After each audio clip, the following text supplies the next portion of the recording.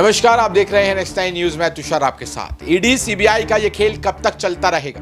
कब तक ऑपोजिशन पर ईडी सीबीआई हावी होती रहेगी? ये सवाल लगातार ऑपोजिशन इस वक्त भारतीय जनता पार्टी से पूछ रहा है और मुख्यतर आम आदमी पार्टी इस वक्त यहां पर पूछती दिखाई दे रही है बीजेपी से कि कब तक आप ईडी सीबीआई का सहारा लेकर जीतते रहेंगे। और ये बात देश के जाने माने वकील मनीष सिसोदिया के वकील अभिषेक मनु सिंघवी भी करते दिखाई दे रहे हैं। उन्होंने भी इस मुद्दे को लेकर बात रखी है। आपको बता दें, जिस तरीके से मनीष सिसोदिया के जो वकील अभिषेक मनु सिंघवी, उन्होंने ईडी सीबीआई को लेकर तमाम सबूत सामने रखे अपनी प्रेस कॉन्फ्रेंस में। पिछले कुछ दिनों पहले जो उनकी प्रेस कॉन्फ्रेंस हुई थी, जिस तरीके से छत्तीसगढ़ मामले को लेकर, छत्तीसगढ़ में जिस तरीके से भूपेश बघेल पर 508 करोड़ रुपए का जो आरोप ईडी ने लगाया, उसको लेकर जिस तरीके से उन्होंने सबूत सामने रखे, इससे कहीं ना कहीं दिखा कि ईडी सीबीआई स्वतंत्र एजेंसी की तरह नहीं बल्कि एक कठपुतली की तरह काम करती हुई दिखाई दे रही है, जिसे ऊपर से कोई हैंडल कर रहा है।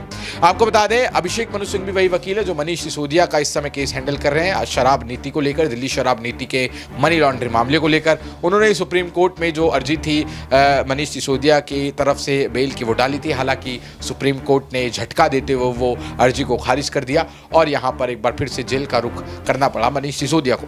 लेकिन अभी कुछ दिनों पहले एक प्रेस कॉन्फ्रेंस करते हुए अभिषेक मनु सिंघवी ने कुछ सबूत रखे थे, वो हमने आपको दिखाए भी थे।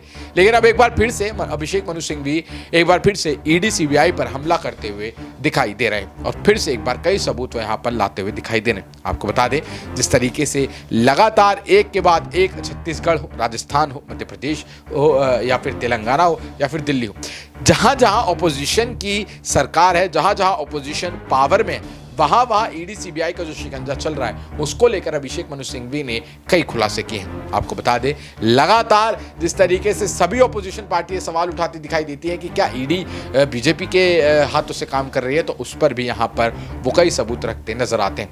आपको बता दें, इस वक्त अगर आम आदमी पार्टी की बात करी जाए तो सबसे बुरा हाल इस वक्त अगर किसी का है ईडी सीबीआई के शिकंजे में, तो वह आम आदमी पार्टी का है, क्योंकि इस वक्त उनके मुखिया आम आदमी पार्टी के मुखिया अरविंद केजरीवाल पर भी गाज गिरती दिखाई दे रही है। दिल्ली के मुख्यमंत्री पर भी यहां पर जेल जाने को लेकर आशंका जताई जा रही है। ईडी ने उन्हें भी सम्मन किया था, 2 नवंबर को वो पेश नहीं हुए और अब दूसरा सम्मन पेश करने की यहां पर बात की जा रही है। और आतिशी हो, राघव चड्ढा हो, सौरभ भारद्वाज हो, वो लगातार यही कहते नजर आ रहे हैं कि अगर अरविंद केजरीवाल दूसरे सम्मन में भी पेश होंगे या तीसरे सम्मन में भी पेश होंगे तो उन्हें उठाकर जेल में डाल दिया जाएगा। और अगर उन्हें जेल में डाला जाता है तो उसके बाद की प्रक्रिया क्या होगी, उस पर भी वो बात करते हुए दिखाई दिए। यानी कि कहीं ना कहीं उनको ये पूरा यहां पर कंफर्मेशन है कि अरविंद केजरीवाल को जेल में डाला जाएगा, तभी वो आगे की प्लानिंग करते हुए भी दिखाई दे रहे हैं। उनका प्लान बी भी कहीं ना कहीं तैयार होता हुआ दिखाई दे रहा है। उनका कहना है कि अरविंद केजरीवाल इस्तीफा नहीं देंगे, अरविंद केजरीवाल जेल से ही जो है सरकार चलाएंगे, जेल में ही बैठकें की जाएंगी, हम सब जेल में ही उनसे मिलेंगे और जेल से ही दिल्ली को जो है वो चलाया जाएगा, दिल्ली की सेवा की जाएगी।